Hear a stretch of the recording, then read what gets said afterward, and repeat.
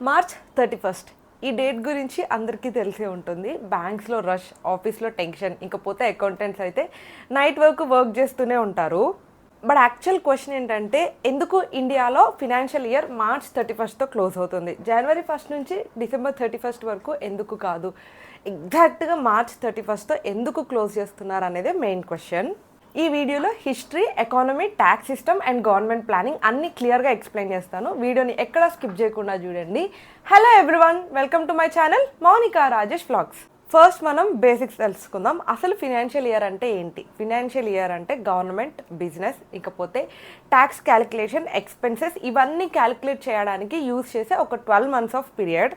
ఇండియాలో financial year April 1 నుంచి March 31 వరకు ఉంటుందన్నమాట. అంటే లైక్ April 1, 2024 నుంచి స్టార్ట్ అయింది అంటే మార్చ్ 31, 2025కి ఎండ్ అవుతుంది. దీన్ని 2024-2025 ఫినాన్షియల్ ఇయర్ అంటారన్నమాట. ఈ పర్టికులర్ 12 months ఆఫ్ పీరియడ్లో వచ్చిన ఇన్కమ్ని, ప్రాఫిట్ని, ఎక్స్పెన్సెస్ని అన్నిటినీ కూడా ట్యాక్స్ క్యాలిక్యులేషన్స్కి యూజ్ చేస్తారు. అయితే ఈ ట్యాక్స్ క్యాలిక్యులేషన్ లేదా ఫినాన్షియల్ ఇయర్ 12 months ఆఫ్ పీరియడ్ని ఇండియా క్రియేట్ చేయలేదన్నమాట. మనల్ని బ్రిటిష్ వాళ్ళు రూల్ చేసేటప్పుడు వాళ్ళకి ట్యాక్స్ కలెక్షన్ అండ్ అడ్మినిస్ట్రేషన్ ఈజీగా ఉండడం కోసం ఈ ఏప్రిల్ నుంచి మార్చ్ వరకు ఈ పీరియడ్ని పెట్టుకున్నారు. ఇది ఆల్రెడీ అంటే వాళ్ళు కొత్తగా క్రియేట్ ఏం చేయలేదు. వాళ్ళు అప్పటికే యూకేలో ఈ సిస్టమ్ని ఫాలో అవుతున్నారు అనమాట.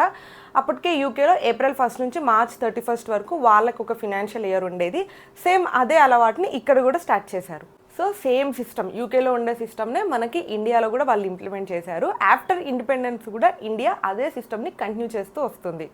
అయితే ఊరికే బ్రిటిష్ వాళ్ళు ఇంప్లిమెంట్ చేశారు కదా అని చెప్పేసి మన ఇండియా ఏమి దాన్ని కంటిన్యూ చేస్తూ వెళ్ళట్లేదు. దానికి మల్టిపుల్ రీజన్స్ ఉన్నాయి. అందులో కొన్ని రీజన్స్ మనం మాట్లాడుకుందాం. ఫస్ట్ వచ్చేసేసి అగ్రికల్చర్ ఎకానమీ అనమాట. మోస్ట్లీ ఇండియా ఎక్కువ ఎకానమీ అగ్రికల్చర్ మీద డిపెండ్ అయి ఉంటుంది.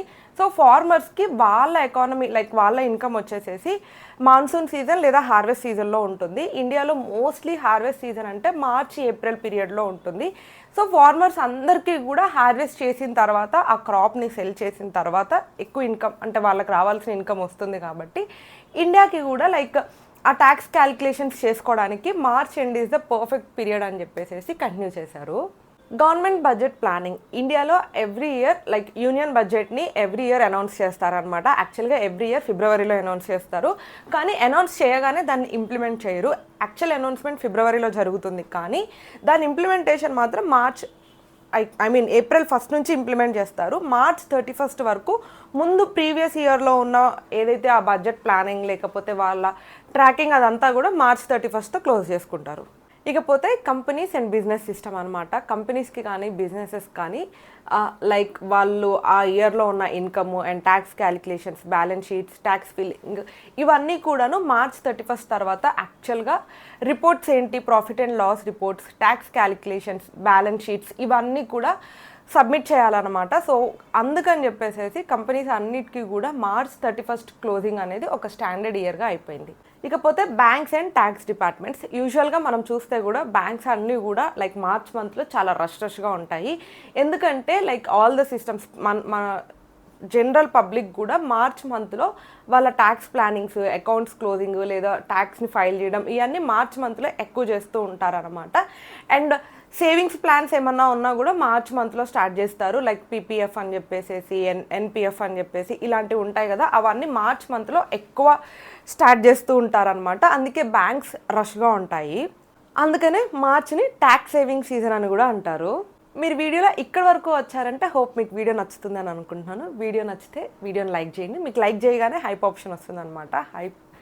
మీరు వీడియోని హైప్ చేస్తే అది ఎక్కువ మందికి రీచ్ వెళ్తుంది. సో దట్ అది నాకు మోటివేటింగ్గా ఉంటుంది. అయితే యాక్చువల్ ఇంట్రెస్టింగ్ ఫ్యాక్ట్ ఏంటంటే, మొత్తం వరల్డ్ వైడ్ అన్ని కంట్రీస్లో కూడా ఇదే ఫినాన్షియల్ ఇయర్ ఫాలో అవుతారా అంటే అలా కాదు. ప్రతి కంట్రీకి వాళ్ళ ఇండివిజువల్ ఫినాన్షియల్ ఇయర్స్ ఉంటాయి. వాళ్ళ కంట్రీ సిస్టమ్ని బట్టి వాళ్ళు ఇంప్లిమెంట్ చేసుకుంటూ ఉంటారనమాట. ఎగ్జాంపుల్ లైక్ యూఎస్ఏ వచ్చేసేసి September to October ఉంటుంది వాళ్ళ ఫినాన్షియల్ ఇయర్. అండ్ ఆస్ట్రేలియాలో వచ్చేసేసి June to July ఉంటుంది. సేమ్ బట్ యూకేలో కూడా April to March ఉంటుంది. బికాస్ మనం కూడా యూకే వాళ్ళదే ఫాలో అవుతూ ఉంటాము. ఇండియాలో కూడా April to March ఉంటుంది.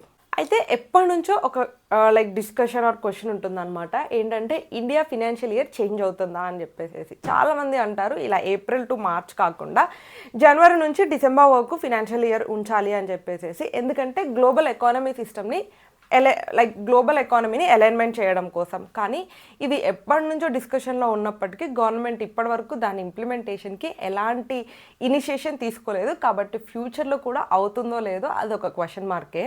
సో ఇండియాలో March 31 ఫినాన్షియల్ ఇయర్ ఎండింగ్ అవ్వడానికి మెయిన్ రీజన్స్ వచ్చేసేసి బ్రిటిష్ అడ్మినిస్ట్రేషన్ని కంటిన్యూ చేస్తున్నాం అండ్ అగ్రికల్చర్ ఎకానమీ గ్రోత్ని మ్యాచ్ చేయడానికి, దానితో పాటు అండ్ ఫినాన్షియల్ ప్లానింగ్ని ఈజీ చేయడానికి అనమాట ఎవ్రీ ఇయర్ కూడా. అండ్ అలాగే వచ్చేసేసి కంపెనీస్ అకౌంటింగ్ స్టాండర్డ్స్ని మెయింటైన్ చేయడానికి. అందుకని చెప్పేసేసి ఎవ్రీ ఇయర్ కూడా March 31 ఫినాన్షియల్ వరల్డ్లో చాలా ఇంపార్టెంట్ డేట్.